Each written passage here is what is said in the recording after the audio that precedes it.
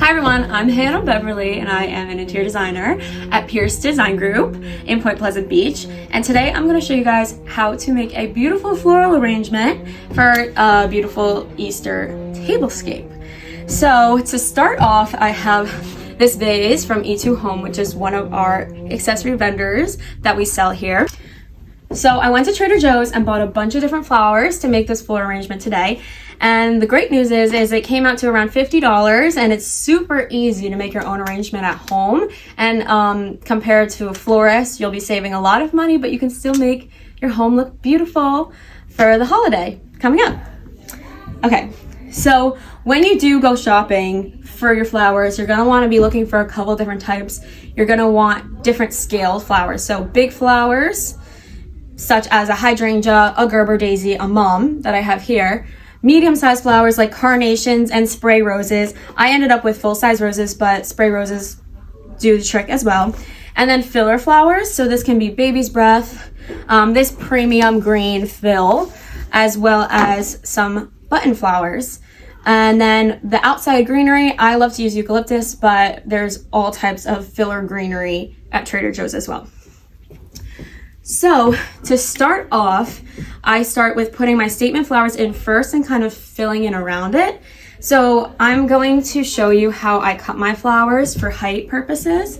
So for instance, right here, I'm kind of deciding of what height I'm gonna want my mum at. So the statement flowers, you're gonna wanna sit higher or lower depending. If you look at this floral arrangement I made earlier today, I had kind of 3 different heights going on. So tall in the back, sort of medium right here, and then you get lower down here. So those will affect the stem heights. So this one I'm gonna do probably like a couple inches off the vase.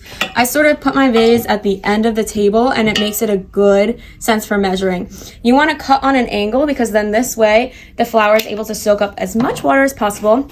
You're also going to remove any leaves because these leaves is what makes your water gooky and smelly after like a day, and then the flowers can't soak up as much water because it's the leaves soaking it up. So then I'm going to fill in the rest of my statement flowers.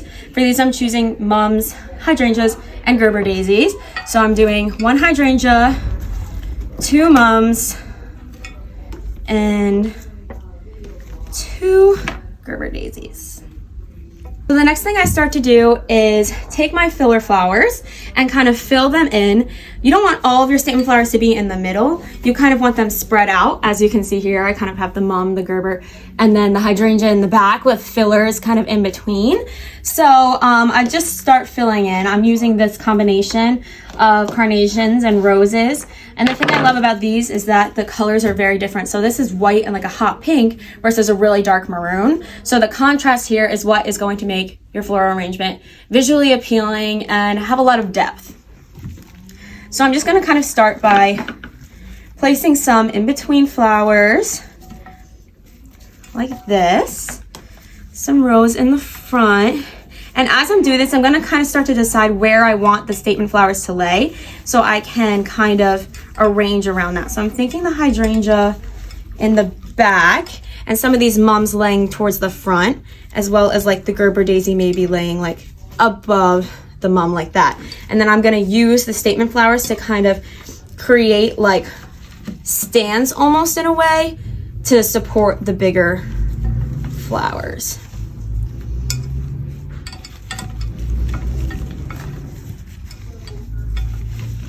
And this will take some fudging. It's not going to be perfect on the first try. You just kind of have to mess with it until you're satisfied. So as you can see, once we're here, we have it generally filled up.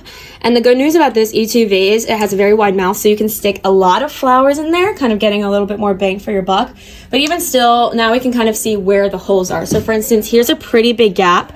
Partially it's because this carnation kind of sunk a little bit in here, so you might mess that around, but we still have a gap here. So this would be a good spot for filler flowers. And just wherever I see gaps, I'm just taking note of where those could be. So these little button flowers are great for filling because this is like a smaller scale flower and it takes up a lot of room, and you can kind of see by the stems, it produces a lot of stems together in one thing, so they're bunches. So right here where that kind of hole is where I'm going to start putting those filler flowers in.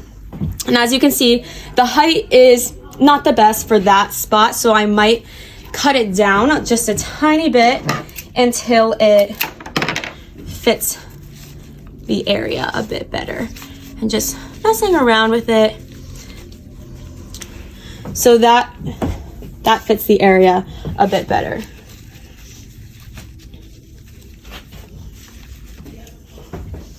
And then we have another one left as well. Well, we actually have a bunch left, so we can kind of, to our heart's delight, decide where these filler flowers should be. This is a good spot underneath the hydrangea to add some yellow to this area where there's a lot of pinks and oranges going on. So now that we've added in the smallest scale flowers, this is when we really start adding in the filler pieces, which is baby's breath, or this pretty filler green. In Trader Joe's, it's literally just called premium filler, so there's not a specific name to it. Berries can be considered a filler as well, and then the greenery, which is the eucalyptus. So now I'm gonna start filling in the greenery. I like to do the greenery next and then do that filler pieces like baby's breath and this premium green filler absolutely last. So we can really just, that's almost like the jewelry on top of the foundation. So I'm going to start with this eucalyptus. I really like this eucalyptus because it's seeded, so it kind of adds that extra dimension to it. There's more to it than just regular eucalyptus, and I like how it's floppy because it kind of gives this look that it's like overgrowing, or could even be like overgrowing the vase. So I'm gonna stick this in the back to give the floral arrangement some height.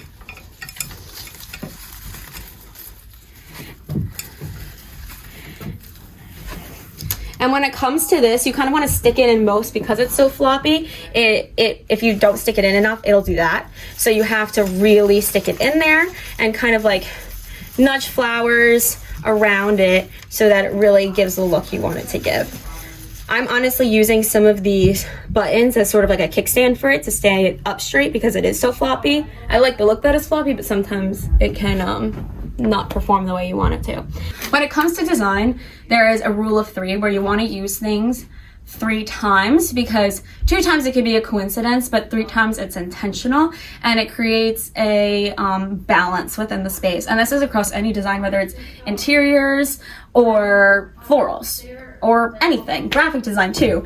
So because I used this once, I have 2 little pieces of it left that I'm going to use on each side to kind of create that balance in the arrangement.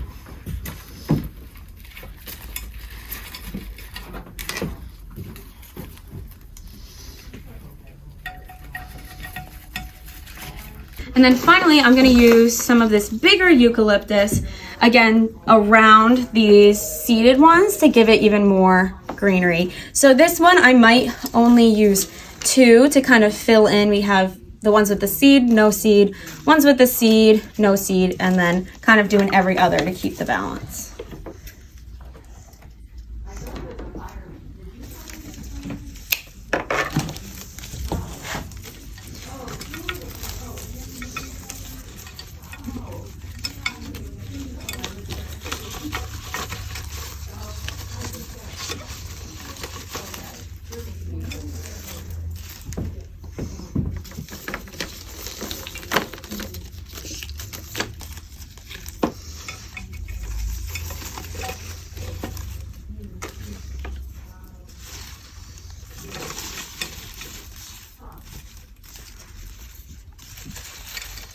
So finishing touches are the filler flowers. Baby's breath is the perfect filler flower of all time, and it's so easy because you can literally just break it off with your own fingers. And what I like to do is use this to sort of separate the colors. So for instance, these 3 colors, I might put some little white in there right here. Make sure to lift the flowers if they get pushed down to sort of differentiate the different flowers so it doesn't kind of become like one big blob of color.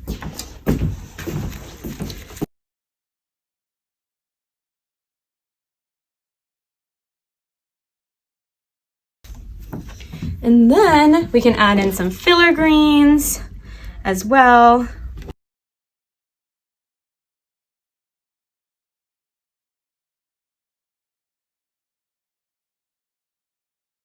And then last but not least, something I like to personally do, especially with these button flowers, well, I like to just rearrange and make sure that the flowers are still at the forefront and kind of stuff the fillers in more. But for instance, the buttons are pretty easy to break, honestly. So here's a stem of a button that fell off. So I kind of go in after and just chop it off so it doesn't look like there's any random stems sticking out. Again, kind of bring some of these flowers that got pushed down to the forefront of the piece.